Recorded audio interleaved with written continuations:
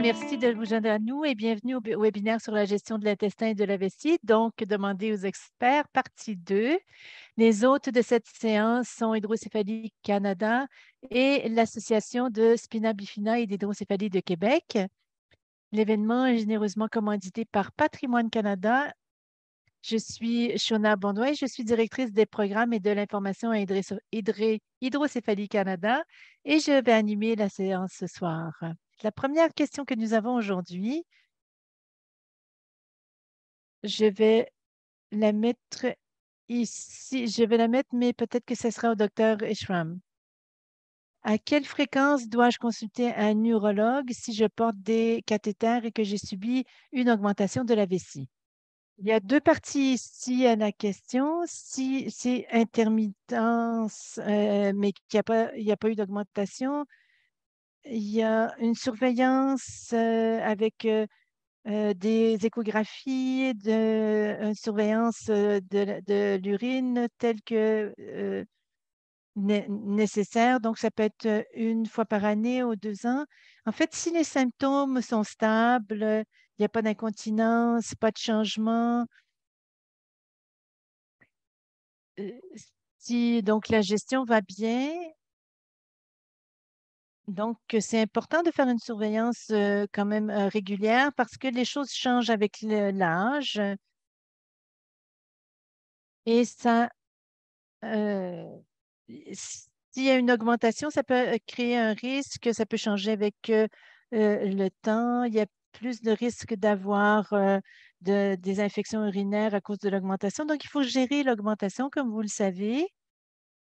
Et avec l'irrigation, parfois, il faut que les gens irriguent régulièrement, tous les jours, pour s'assurer qu'il n'y ait pas de pierre et retirer le mucus. Mais on ne peut pas seulement dire, bon, j'ai eu mon augmentation à l'âge de 5 ans et voilà, c'est tout. Il y a une légère augmentation, en fait, une possibilité de développer des tumeurs dans la vessie après avoir eu une augmentation et c'est un peu plus élevé que dans la population en général. Donc, il faut que ce soit surveillé. On ne sait pas exactement à quelle fréquence. J'ai un grand nombre de patients qui ont eu des augmentations et je les vois généralement une fois par année ou 2 ans, pas seulement pour des interventions, mais juste pour vérifier les choses. On fait une échographie et nous assurer que tout va bien. Donc, il n'y a pas de réponse fixe, particulièrement si vos symptômes sont bien contrôlés, s'il n'y a pas de changement dans les symptômes, il n'y a pas d'augmentation de l'incontinence, pas de problème d'infection. Mais si vous avez des symptômes, il faut voir quelqu'un plus rapidement. Si les choses sont stables de manière régulière, une fois par année ou 2 ans. Parfait, merci beaucoup. Est-ce que vous voulez ajouter quelque chose, Dilshad, à ça? Non, tout est beau pour moi. Et Abby, je pense que c'est parfait. C'est exactement ce que je recommanderais moi aussi. Il y a un aspect au niveau de la surveillance avec le médecin en première ligne. Ça peut, parfois, on peut utiliser certaines vitamines. On peut parler tout simplement à son neurologue et voir si c'est quelque chose qui peut être nécessaire. Merci pour ce complément. La prochaine question, à quelle fréquence des calculs rénaux se présentent chez les personnes atteintes de spina bifida? J'ai entendu dire qu'ils pouvaient être douloureux, mais je n'ai pas de sensation beaucoup au-dessus de la taille, au-dessous de la taille. Comment puis-je savoir si j'en souffre et que dois-je faire pour réduire les risques? Avec ma population, généralement, les premiers signes qu'on voit, c'est au niveau des infections du système urinaire. C'est- Souvent, c'est une question d'infection et la qualité de l'urine aussi qu'on regarde. D'accord, merci. Abby, est-ce que vous voulez ajouter quelque chose? Si on surveille bien avec des échographies, généralement, on les trouve. Parfois, on voit des changements minimaux au niveau des calculs. On peut voir parfois du calcium. Parfois, il y a des pierres, mais il n'y a aucun symptôme. Alors, on surveille pour voir comment ils se développent et s'ils prennent de l'ampleur et on essaye de les réduire. Et particulièrement si ça crée des obstructions pour les reins et au niveau du flux des reins jusqu'à la vessie. Parfois, il peut y avoir des débris dans la vessie et ça peut créer justement des infections du tract urinaire. Et parfois, avec la cathétérisme, ça peut aider, si on peut s'assurer que on n'a pas de débris et qu'on puisse enlever les, euh, les calculs. Et ensuite, si ce sont des calculs qui sont assez lents, assez grands et ne peuvent pas être retirés avec l'irrigation, alors c'est une conversation à avoir avec l'urologue pour voir quel type d'options chirurgicales sont possibles pour briser les calculs. Parce que parfois, ça ne crée pas autant de douleur que quelqu'un qui a des sensations, mais il peut avoir dans cette partie du corps, mais il peut avoir quand même une douleur. Merci. Dr. Hirschon voulait ajouter quelque chose. C'est une bonne question. Il y a deux types de calculs rénaux qu'on peut avoir. Parfois, elles sont liées, parfois non. Celle de la vessie, ça peut arriver pour les personnes qui ont eu une augmentation ou un cathétérisme intermittent. Et elles sont plus communs si vous avez une vessie neurogène. Mais les pierres ne sont pas vues souvent chez les personnes qui n'ont pas de problème dans les vessies. Donc, c'est différent des pierres qu'on aurait au rein. Donc, parfois, ça peut passer dans la vessie. Il y a des symptômes comme du sang dans l'urine, une augmentation de mucus. Si vous avez une augmentation, mais souvent, les pierres de vessie sont faciles à traiter. On peut les voir donc avec un examen. Mais pour les reins, c'est différent. Même si vous n'avez pas le spina bifida, ça peut arriver chez les personnes qui sont polyfonctionnelles et qui n'ont pas de restriction au niveau de la mobilité. Ça a rapport à la diète, le calcium dans l'urine, l'hydratation, combien de liquide on boit. Donc, c'est fréquent que les gens aient des pierres aux reins s'ils ne boivent pas suffisamment. Souvent, si elles sont assez grandes, c'est à cause des symptômes.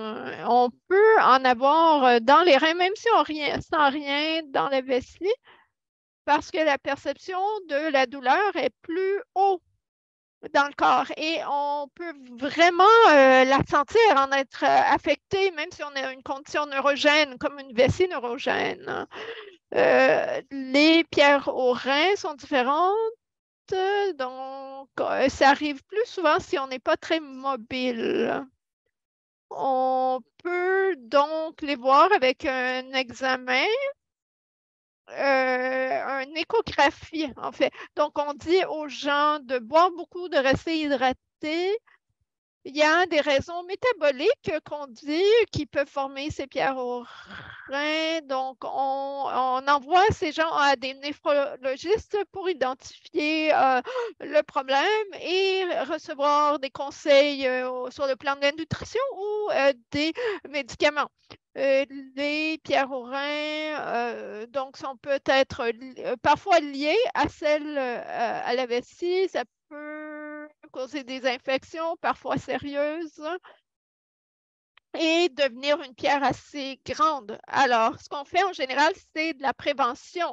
et les gens doivent boire beaucoup de liquide, être mobiles, donc boire régulièrement pour améliorer leur hydratation et prévenir ces calculs, ces pierres et aussi prévenir l'infection. Donc, on fait des suivis à la base. Si vous avez des raisons qui peuvent causer plus ces pierres, donc on fait des suivis avec notre professionnel de la santé, on fait des échographies qui peuvent les voir. Donc, on va prendre des questions des participants maintenant. Donc, Abby, ma fille, a le spina bifida et intestin et vessie neurogène. Donc, la question, c'est sur la constipation, les risques, les traitements. Elle ne peut pas bien le contrôler. Elle est assez constipée, donc elle va aux toilettes, au sel, et elle fait le cathétérisme après. 2 fois, elle a essayé de résoudre la situation avec, je ne suis pas sûre de ce qui est écrit, mais avec, je ne sais pas si vous voyez dans les questions et réponses, Abby, mais ça réduit son incontinence pendant plus de 7 jours. Je crois que c'est PEG. Ah, ok, j'avais jamais vu ça. Donc, polyéthylène glycol. Donc, c'est une bonne question. Ce que j'essaie de faire, c'est des options moins invasives en premier. Donc, si elle peut avoir d'autres options autres que le PEG, donc des médicaments comme du Visacodine pour purger, d'autres types de médications ou du Ex-Lac au chocolat que les enfants vont accepter souvent. Le PEG, parfois, c'est trop pour les enfants. Et l'autre médicament, ça peut causer de la constipation. Donc, on donne aussi du magnésium citrate. Ça peut être une meilleure option. Alors, on commence avec des médications orales au début et ensuite, on essaie avec des suppositoires rectaux ou de la glycérine rectale parce que parfois, les suppositoires ne restent pas dans le rectum car il est ouvert. Donc, seulement de la glycérine liquide avec une seringue pour irriter un peu le rectum. Donc, il y a des stratégies à utiliser comme ça à la salle de bain. Ensuite, on essaie des lavements, des lavements en cône. Si vous avez des assurances, il y a un traitement qui s'appelle Peristeen, mais c'est assez cher. Donc, il faut travailler avec ces professionnels de la santé, infirmières, par exemple, pour voir le financement qui est disponible ou contacter la compagnie. La seule compagnie qui l'écrit, c'est Coloplast. Donc, on peut parler à un représentant de Coloplast pour voir si le Peristeen est une option qui serait couverte dans les options de financement que vous avez. Définitivement, avant de faire des traitements rectaux, il faut parler à votre professionnel de la santé pour voir si c'est un traitement acceptable pour vous. Des options comme le MACE, le Mitropanof qu'on a discuté à la rencontre précédente, des tubes de cystostomie aussi sont des options. Mais il y a des options orales à commencer avant et des stratégies à utiliser à la toilette qui sont utiles pour voir si on peut gérer seulement avec des traitements médicaux. J'espère que j'ai répondu à la question. Je ne sais pas s'il y a d'autres suggestions de la part de mes autres collègues. Deschamps? Donc, pour les adolescents, Abby et moi, on travaille ensemble. Et avec la population adolescente, c'est très la première chose que je dis habituellement, surtout s'ils utilisent le PEG, je leur demande s'ils boivent assez, parce que cette population restreint beaucoup. Ils ne veulent pas aller aux toilettes parce qu'ils sont à l'école, ils ne veulent pas avoir d'incontinence sociale, ils ne veulent pas utiliser leur cathéter à l'école. Donc, ils restreignent beaucoup leur consommation de liquide durant le jour. Donc, 500 millilitres parfois en 24 heures. Donc, je ne PEG ne vous aidera pas si vous ne buvez pas de l'eau, ça va ensemble. Donc, c'est le problème que je vois le plus souvent, qu'ils ne prennent pas assez de fluide. En plus des autres choses qu'Abby a déjà mentionnées. Donc, vous dites qu'on ne devrait pas restreindre la consommation d'eau, si possible, parce que ça va aider avec aller au sel. Oui, définitivement. Parce que pour que PEG fonctionne, ça doit absorber de l'eau. Mais s'il y en a, oui, bon, mais ça va sécher. S'il y en a, il y en a qui me disent quand je l'utilise, j'ai mal à la tête ou je suis étourdie, mais c'est parce que ça siphonne tout l'eau de votre corps, c'est ce que ça fait. Et ce n'est pas aussi efficace s'il n'y en a pas assez. Mais le week-end, par exemple, je leur dis, buvez beaucoup le week-end, vous pouvez le faire 2 fois par jour même. Et donc, le week-end, bon, ça marche bien, mais il faut rester près de la salle de bain. Est-ce que je peux ajouter quelque chose? Clarifier dans sa question que ce n'est pas juste sur le traitement, mais pour évaluer s'il y a un problème au niveau de la constipation. Donc, s'il va à la selle à chaque 2 jours environ sans problème de fuite, mais s'il y a de la fuite avec le PEG, la question c'est pourquoi est-ce qu'on doit traiter sa constipation?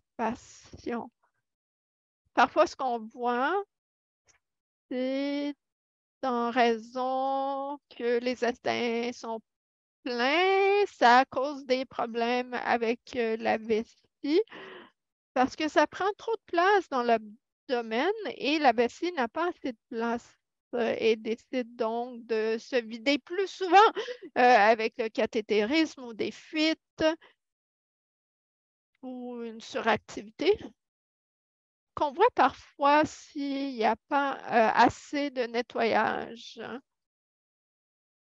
aérodynamique.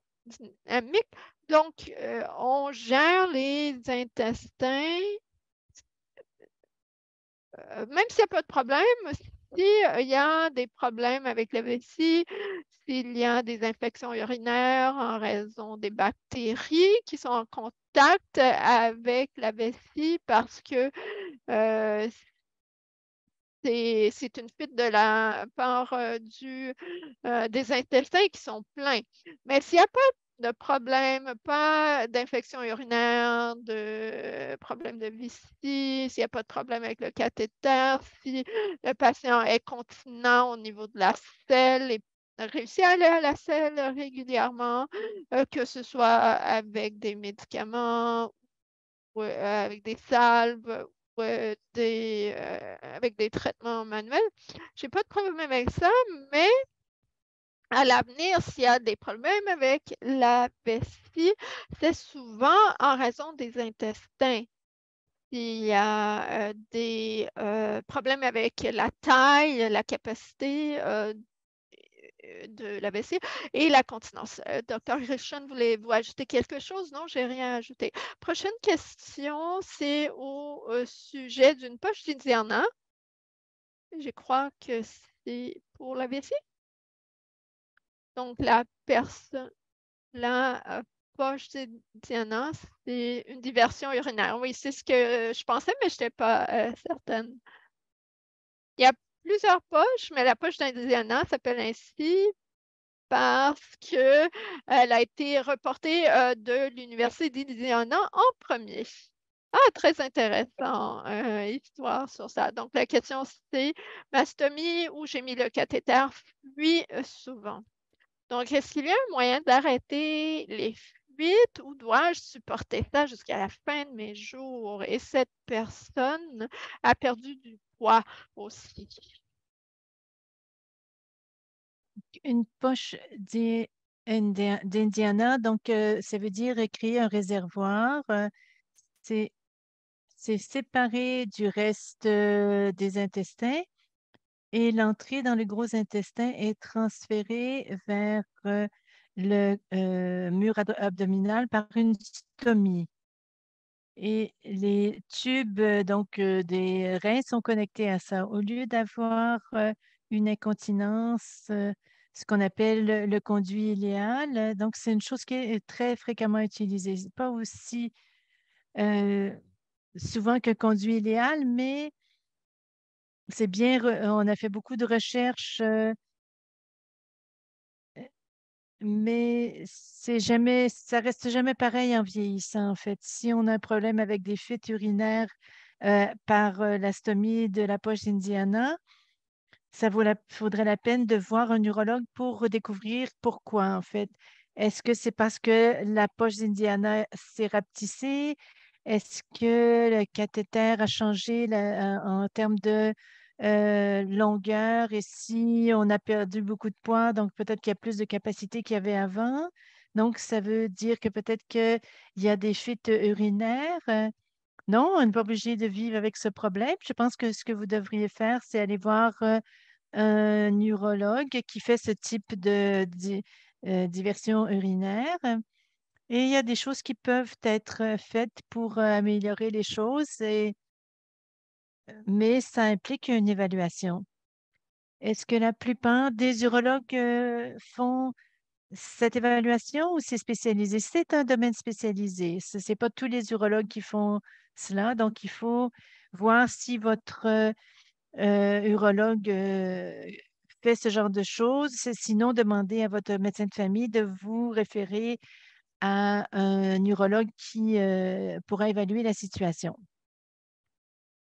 Deschamps, est-ce que vous voulez ajouter quelque chose? Non. Je me demandais, en fait, Dr. Hersham, si vous faites, est-ce que vous faites des poches Indiana? Est-ce que vous pratiquez ce genre d'intervention? Oui, j'en fais. Et il y a des étudiants qui travaillent avec moi euh, et je savais pas. En fait, j'ai eu personne avec une poche d'Indiana. C'est pas une chose qui est faite très fréquemment chez les enfants. On le fait surtout chez les gens qui sont plus âgés, les adultes. On le fait peut-être plus souvent lorsqu'il faut retirer la vessie pour une raison ou une autre. Souvent, c'est à cause d'un cancer, mais il peut y avoir d'autres raisons ou bien c'est des effets secondaires d'une radiation. C'est un choix que les gens font au lieu de porter un sac de stomie. Mais ça fait une trentaine d'années, en fait, que ça existe. Merci, c'est vraiment très intéressant et c'est très bon à savoir qu'on a cette option-là aussi.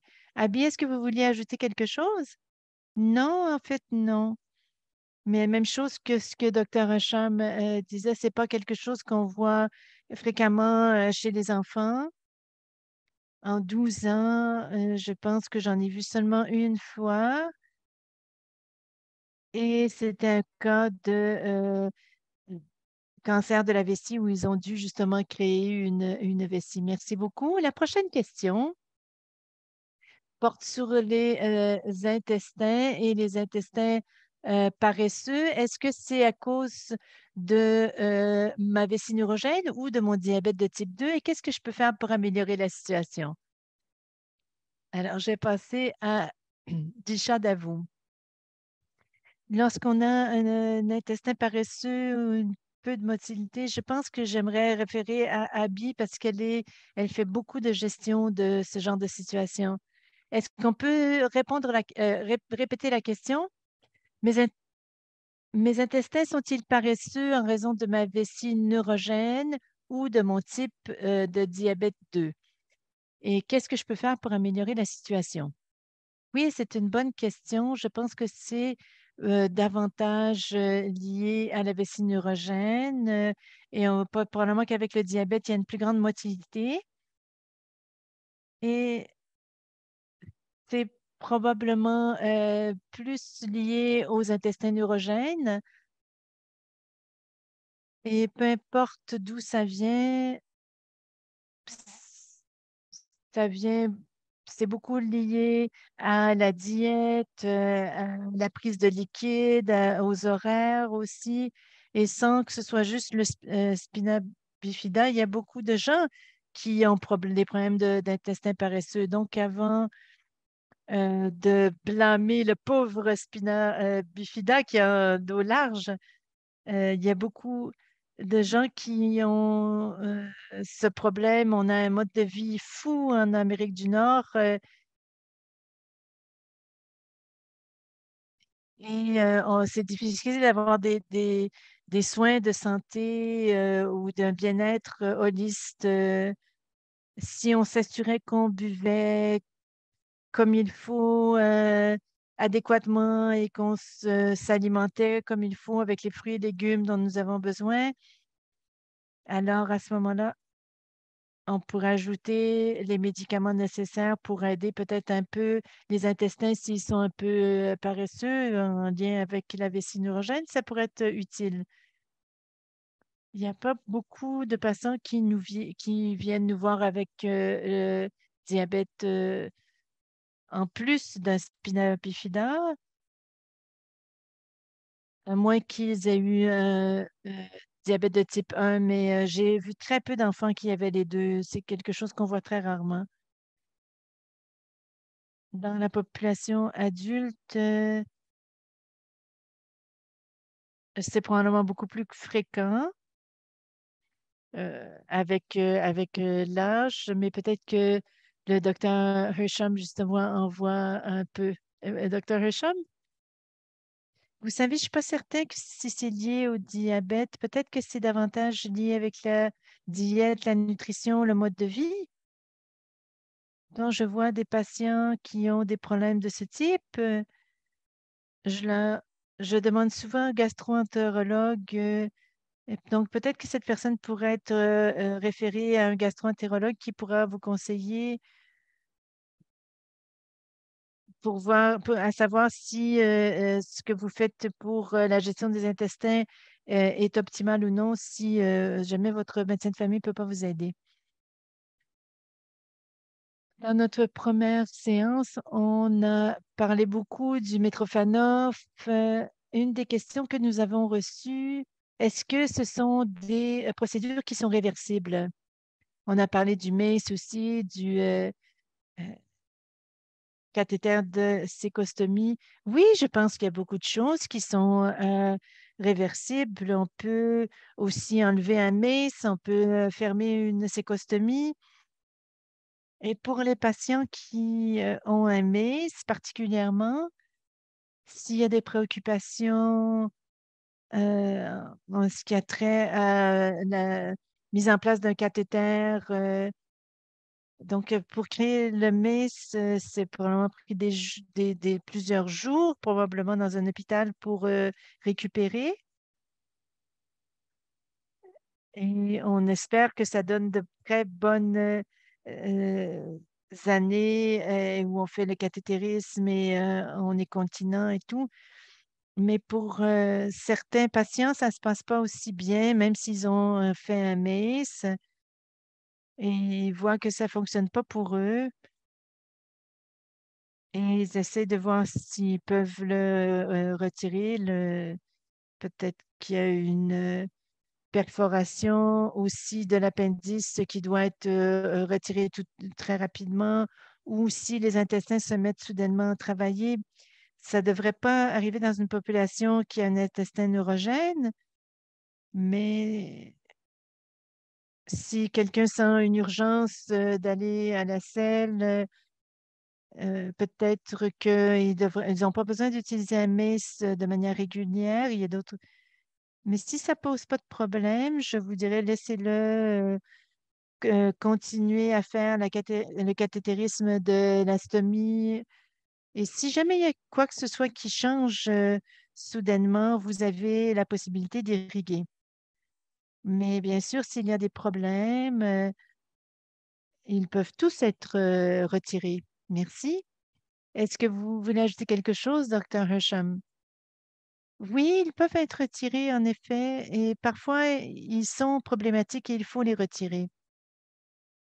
Ça peut être assez simple d'enlever un tube de sécostomie. Parfois c'est simple, mais parfois il faut opérer et tout réparer. C'est un trou dans un grand intestin, alors dans le grand intestin, alors dans le gros intestin, pardon. Alors chaque cas est unique en fait.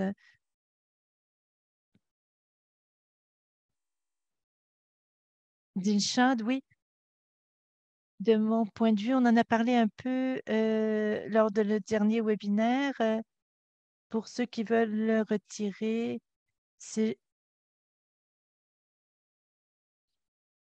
généralement parce qu'ils doivent s'asseoir très, très longtemps à la toilette et il manque de temps, ils étudient pour des examens et ils demandent de, une exploration pour pouvoir le retirer. Merci. Donc, c'est encore une question liée au Mitrofanov. À quel est l'âge auquel on peut faire un Mitrofanov? Fait que la personne qui pose cette question, leur fille a 3 ans et demi. Moi, je peux répondre à cette question puisque je viens du monde pédiatrique. Je pense que faire un Mitrofanov plus tôt pour permettre de faciliter le cathétérisme, pour avoir aussi une formation qui commence, une éducation qui commence. Je pense que c'est toujours bien. On encourage toujours les familles à essayer, à commencer avec les cathétérismes de l'urètre et on essaie de voir s'ils peuvent l'enseigner. C'est difficile pour un enfant de 3 ans, ils sont très jeunes, mais ceci étant dit, dans notre clinique à Blairview, c'est une anomalie. On n'en a pas beaucoup, mais j'ai un enfant de 18 mois qui fait tout sauf insérer le cathéter. Et ça, c'est assez étrange, mais ce que je veux dire, c'est que les défis il y a des défis et on peut commencer le processus tôt. Ce qu'on essaie de faire dès la naissance, on commence le cathétérisme, même s'ils n'en ont pas besoin, on essaye d'encourager les familles à faire le cathétérisme une fois par jour. Comme ça, quand ils sont prêts à aller à l'école, on n'est pas stressé avec l'idée qu'il faut réapprendre le cathétérisme avec les parents. Les enfants aussi ont été habitués au traitement lui-même. Donc, si on doit augmenter le nombre de cathéters, donc c'est pas il faut faire les urodynamiques avant d'aller à l'école pour bien comprendre quels sont les besoins au niveau du cathéter, des toilettage. Et pour qu'ils puissent suivre aussi les mêmes rythmes que leurs pères qui sont en train de quitter leur couche.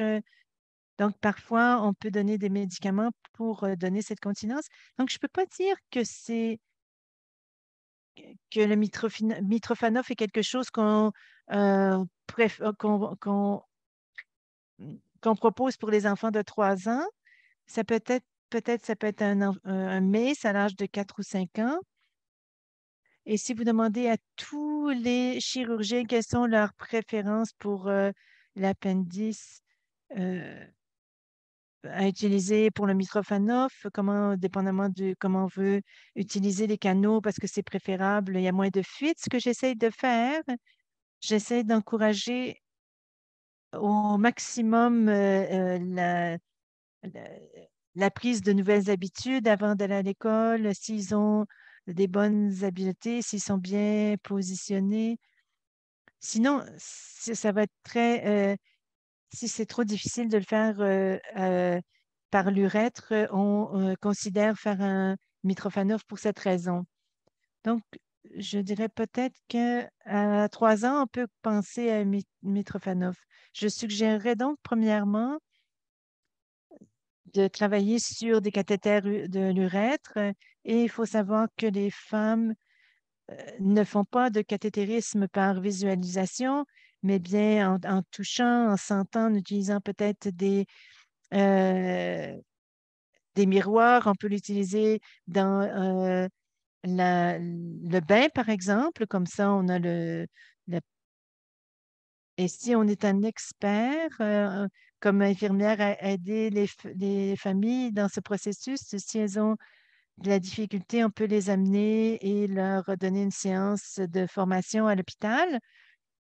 Et donc, il y a beaucoup d'occasions de faire ça. Donc, clairement, pour des enfants qui ont été conditionnés très tôt dans la vie, je sens que c'est beaucoup plus facile pour les parents de faire la transition vers les cathéters s'ils commencent très tôt le processus. Merci beaucoup, Abby.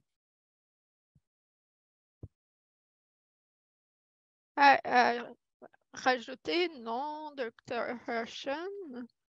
C'est juste que le Mitrofanov, c'est juste une autre façon de cathétériser pour que ce soit plus facile pour les gens de le faire. Moi, je ne vois pas des enfants. Je vois les enfants quand ils ont quitté ces kids, ils ont 17 et 18 ans. Et dans la population que je vois, c'est que la patiente prend la décision, elle ou lui-même. Ça donne plus d'indépendance.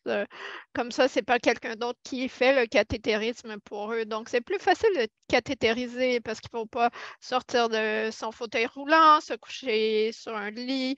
Donc, ça leur donne plus d'indépendance. Alors, quand la décision est prise, il y a le risque de la procédure et des complications à long et court terme. Donc, il faut y penser attentivement. Ça doit être fait au bon moment, pas trop tôt, parce qu'ensuite, il y a des possibilités plus à long terme. Les tissus peuvent être plus petits, plus fragiles. L'enfant doit grandir un peu avant d'avoir un Mitrofanov, à moins qu'il y ait d'autres raisons qui font que le cathétérisme avec l'urètre est impossible. Mais ce n'est pas une décision qu'on prend à la légère, c'est pris avec le temps. De l'autre côté, Dr. Hershon, est-ce qu'il y a un âge où on ne ferait pas une procédure Mitrofanov? Non, je crois qu'il n'y a pas de limite d'âge. Si le patiente est motivé et il y a des bonnes raisons pour faire le Mitrofanov. Chez les adultes, parfois, l'urètre n'est pas gérable, ne peut pas se réhabiliter et c'est tout ce qu'on a. Un accès super public, que ce soit un tube ou si on peut faire quelque chose avec l'urètre pour s'assurer qu'il n'y ait pas de fuite. Donc, on donne ce traitement abdominal. Une question venant du public. À quel âge, habituellement, est-ce que les enfants apprennent à se cathétériser eux-mêmes? De mon expérience, en travaillant avec l'association, ça varie beaucoup. Donc, je me demande, Abby, s'il y a un âge où habituellement vous commencez à enseigner le cathétérisme aux enfants. Donc, ça dépend de comment les cathéters ont été introduits et quand. S'ils ont été introduits à l'étape de l'âge du nouveau-né et il y a eu des suivis réguliers en clinique avec des échographies. On commence la conversation sur l'enseignement du cathétérisme bien avant qu'il commence l'école. Donc, Ça ne signifie pas que les parents le font et du jour au lendemain, c'est l'enfant qui va commencer à le faire. Souvent, quand les parents s'occupent du cathétérisme, ils font beaucoup des étapes dans leur tête et les enfants ne comprennent pas les étapes. Donc, ce que je recommande, c'est de les verbaliser, ces étapes. Ça devient comme un mantra. Donc, s'ils font 4-5 fois par jour, ils entendent ces instructions fréquemment et les enfants les intègrent. Ce que les parents peuvent faire aussi, c'est un petit graphique avec des images, avec les étapes. Ça aide aussi. Je recommande que les enfants participent dans ces étapes, comme ils lavent leurs mains, ouvrent le paquet, tiennent la lubrification. Ils peuvent pouvoir mettre, enlever le cathéter. Donc, ces choses qui ne peuvent pas causer de blessures. La dernière étape, c'est donc d'introduire le cathéter dans l'urètre. Donc, d'une main par-dessus l'autre et utiliser des outils comme des miroirs pour les femmes et pour les hommes. Les garçons, c'est un peu plus facile, mais ça varie. Il y a des enfants qui ont peut-être utilisé des cathéters et avaient en tiré un très petit volume. Ils étaient très incontinents dans leur couche et peu importe comment on augmentait le cathétérisme, on ne voyait pas de bienfait ou il y a peut-être d'autres raisons qui faisaient qu'on ne pouvait pas l'utiliser. Donc, ça se peut que ce soit difficile pour ces raisons et ça prend peut-être un soutien chirurgical urodynamique pour faire progresser cette utilisation du cathéter. Mais le plus tôt possible, les étapes donc on fait ça par étapes comme qu'on enseigne de ranger la vaisselle ou faire son lit. Comme ça, on s'assure que quand l'enfant commence l'école, il y a le moins possible d'aide des professeurs pour garder cette vie privée. Donc, les enfants qui vont aux toilettes à l'école, on ne peut pas garantir qu'ils lavent leurs mains, qu'ils font les étapes nécessaires. Donc, ça prend un soutien pour un certain temps pour s'assurer qu'ils lavent leurs mains, qu'ils ne jettent pas le cathéter à terre ou dans les toilettes et qu'ils le remettent dans l'urètre ou le Mitrofanoff, peu importe. Du soutien de la part de l'EA pour l'apprentissage de l'hygiène. Mais ce que je dis aux parents, l'été avant la première année que l'enfant commence l'école, donc la fin d'année précédente. Donc, en juin, si l'enfant commence en septembre suivant, donc le parent devrait appeler l'école pour dire que l'enfant aura besoin de cathéter pour qu'il y ait un budget pour des assistants à l'apprentissage, donc des personnels de soutien. Parce que si on commence plus tard, en janvier, on va peut-être voler du soutien d'un autre programme pour cette aide au cathétérisme. Et c'est difficile avec tous les inquiétudes qu'on a sur la couverture, surtout s'il faut faire du cathétérisme pour des raisons médicales. La question suivante, c'est sur des injections au Botox, donc Dr. Hirschon. Peut-être. Donc, j'ai eu une injection Botox pour aider à la pression de la vessie et à la continence, mais ça n'a pas fonctionné. Ce que j'utilisais était discontinué. Je suis étudiante à temps plein. Je ne peux pas passer plus de 3 heures sans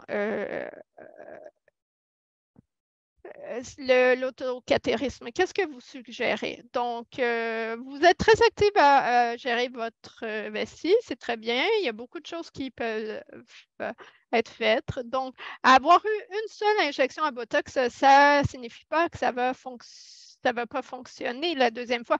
Il y a eu plusieurs études qui ont démontré cela. Donc, la première chose, on peut essayer la même dose ou augmenter la dose pour voir si on y répond mieux. Donc, ça vaut la peine d'essayer. Une fois, même deux.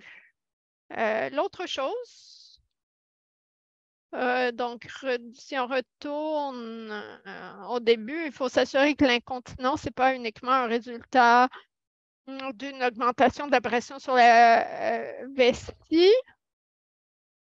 ou il y a peut-être d'autres choses qui causent l'incontinence qui ne répondent pas au Botox ou autres types de manipulation. Donc, il faut peut-être avoir une réévaluation de la part de l'urologue. Si on a la même conclusion, on peut réessayer le Botox. Pour les médicaments, je sais que l'oxybutynin à longue action est encore disponible. Je sais que celui à action courte n'est plus disponible, mais il y a beaucoup d'autres options. Les antimuscariniques, c'est semblable. Les bêta-3 agonistes aussi qui sont disponibles et même des combinaisons. Alors, des alternatives de médication orale sont disponibles. Une autre injection de Botox, donc une dose plus haute, possiblement, c'est aussi possible, et une réévaluation pour voir si c'est le bon traitement pour vous ou s'il y a d'autres stratégies de traitement qui sont possibles. Donc, ça vaudrait la peine d'y retourner pour d'autres traitements. Deshan, Dilshad, voulez-vous ajouter quelque chose? Non? Abby? La seule chose que j'ajouterais, c'est juste un rappel à tous de comprendre qu'on n'est pas des robots. Même si on a un horaire de cathétérisme à tous les 2 ou 3 heures ou 4 heures, on ne devrait pas s'inquiéter de respecter toujours cet horaire parce que selon des facteurs sur combien de liquide on a ingéré, ça peut développer la capacité de n'importe si n'importe qui boit beaucoup, ils vont avoir à aller à la toilette avec plus d'urgence ou plus fréquemment. C'est la même chose pour tout le monde. Donc, on s'attache à ces horaires pour les cathéters parce qu'il y a beaucoup d'étapes à faire. Ce n'est pas si simple de juste aller aux toilettes et faire pipi. Il y a beaucoup d'étapes à suivre, plus que une personne qui n'aurait pas à faire de cathéter. Donc, il faut trouver cet équilibre. Mais si on boit beaucoup de liquide, peut-être qu'il va falloir cathéteriser plus souvent selon le volume qu'on ingère. Donc, je recommande de penser à ça. Aussi, les sensations ne sont peut-être pas là. Peut-être que vous attendez à la dernière minute, les sensations à la dernière minute. Donc, pensez à ça. Aussi, assurez-vous qu'on vide la vessie de façon efficace pour qu'on n'a pas une vidange inefficace. Parfois, on fait des tests dynamiques et il y a des patients, des parents qui cathétérisent, mais ils ne vont pas assez profondément et ne font pas une vidange efficace. Et on le voit juste parce qu'on a le contraste. Je leur demande de faire le cathétérisme et on fait un examen final et on voit que le vidange n'est pas complet. Parfois, c'est la technique, parfois, c'est la taille du cathéter qui est un problème. Donc, parfois, il faut augmenter la taille du cathéter pour une vidange plus efficace. Si on voit parfois qu'il y a des infections urinaires récurrentes ou que le flux du cathéter est très lent. D'accord, donc il est presque 8 heures, mais il y avait beaucoup de questions sur l'utilisation de laxatifs comme le séné, le Restoralax, lactulose. Donc, la question serait, est-ce que c'est possible de surutiliser ces produits quand on veut vider notre intestin? Est-ce que c'est correct de les prendre au quotidien? À quelle rapidité est-ce qu'ils devraient fonctionner? Donc, est-ce qu'on peut juste répondre à cette question-là rapidement et on va conclure ensuite. Dilshad, je vous vois hocher de la tête. C'est rapide comme question, mais tout le monde est très différent. Ce qu'une personne pourrait avoir nécessité, c'est peut être très différent d'une autre. Peut-être qu'il y a une sorte pour une personne qui fonctionne et pas pour une autre. Ça dépend de la motilité, de la diète, si on a le diabète. Les personnes qui ont le diabète se demandent s'il y a des changements sur le point des nerfs, de la vessie, de l'estomac. Donc, c'est très individualisé. On ne peut pas répondre pour tout le monde si c'est trop au quotidien ou tous les 3-4 jours. Si pour avoir une continence sociale, c'est de ça que vous avez besoin, mais on devrait vraiment explorer la cause racine, la vraie cause de ce qui se passe. Et donc, il n'y a pas de bonne ou mauvaise réponse sur ça. Non, je pense que ce que Dilshad a mentionné était parfait, en fait. Et l'idée selon laquelle l'essai-erreur, ça requiert du temps. Parfois, on peut faire 2 jours d'une chose, on est anxieux, on a hâte d'ajouter un autre médicament, mais on n'a pas laissé la chance à un médicament précédent d'agir. Donc, parfois, il faut attendre 2 semaines peut-être avant d'ajouter un médicament ou d'accroître la dose, parce que souvent, on augmente la quantité de médicaments, mais on ne laisse pas le temps aux médicaments d'agir.